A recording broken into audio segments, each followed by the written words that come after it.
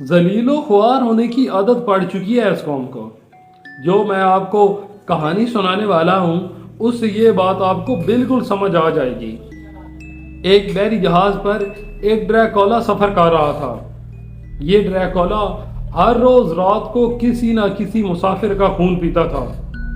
ایک دن اللہ تعالیٰ کا کرنا کچھ ایسا ہوا کہ سمندر میں طوفان آ گیا۔ جہاز ہچکولے کھانے لگا اور سب لوگ جہاز کو چھوڑ کر لائف بوٹس کی طرف بھاگے۔ سب نے لائف بوٹس اٹھائیں اور جہاز سے نیچے سمندر میں چھلانگ لگا دی۔ یہ ڈریکولا جہاز کی سطح پر اکیلا رہ گیا۔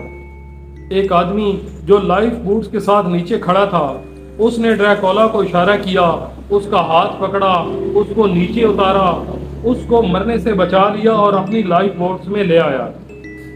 یہ سارا دن لائف بوٹس میں سفر کرتے رہے۔ رات ہوئی تو جب وہ بندہ سو گیا تو ڈریکولا کو خون کی طلب محسوس ہوئی، لیکن اس کے ساتھ ہی اس کے ضمیر نے اس کو ملامت کرنا شروع کر دیا کہ یہ تم کیا کر رہے ہو؟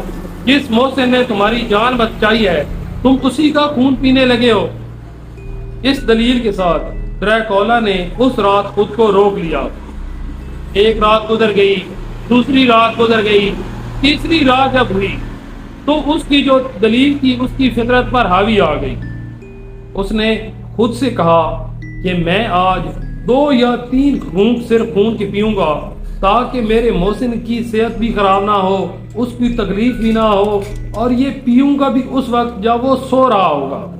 چوتھی رات ہوئی، ڈریکولا نے پھر اس آدمی کا خون پیا۔ غرض 2-3 راتیں اس نے یہی عمل جاری رکھا۔ ایک دن اس کا ضمیر پھر جاگ اٹھا اور اس نے خود کو کوسنا شروع کر دیا۔ اس نے خود سے کہا کہ تو کیسا بے شرم آدمی ہے اور کیسا بے غیرت ہے کہ جو شخص تیرا محسن ہے تو اس کا خون پی رہا ہے، یہ تجھے پانی پلاتا ہے، یہ جو مچھلی شکار کرتا ہے اس میں سے تمہیں تمہارا حصہ دیتا ہے، تمہاری بھوک مٹاتا ہے۔ اس کے ضمیر نے اس کو ملامت کی اور وہ اس رات خون پینے سے پھر باز آ گیا۔ ایک رات گزر گئی، دوسری رات گزر گئی، تیسری رات گزر گئی، اس نے اس آدمی کا خون نہ پیا۔ چوتھی رات وہ بندہ خود اٹھ کر بولا، تم کیا کرتے ہو؟ تم میرا خون کیوں نہیں پیتے ہو؟ ڈریکولا بڑی حیرت سے بولا، کیا تمہیں پتا تھا کہ میں تمہارا خون پی رہا ہوں؟ اس آدمی نے کہا، ہاں مجھے پتا تھا کہ تم میرا خون پی رہے ہو۔ مجھے پہلے تو تکلیف ہوئی تھی لیکن اب مجھے تمہارے خون پینے میں سرور محسوس ہوتا ہے، اور جب سے تم نے میرا خون پینا چھوڑا ہے میرے اندر بے سکونی سی آ گئی ہے اور میرے اندر بے چینی سی بھر گئی ہے۔ اس نے کہا، اگر تم میرا خون نہیں پیو گے تو میں مر جاؤں گا۔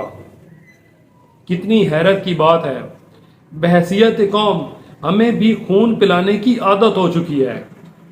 ہم اپنی خوشی اور اپنی مرضی سے ان لوگوں کو منتخب کرتے ہیں جو ہمارا خون پیتے ہیں، اور ہر دفعہ ہی ایسا کرتے ہیں۔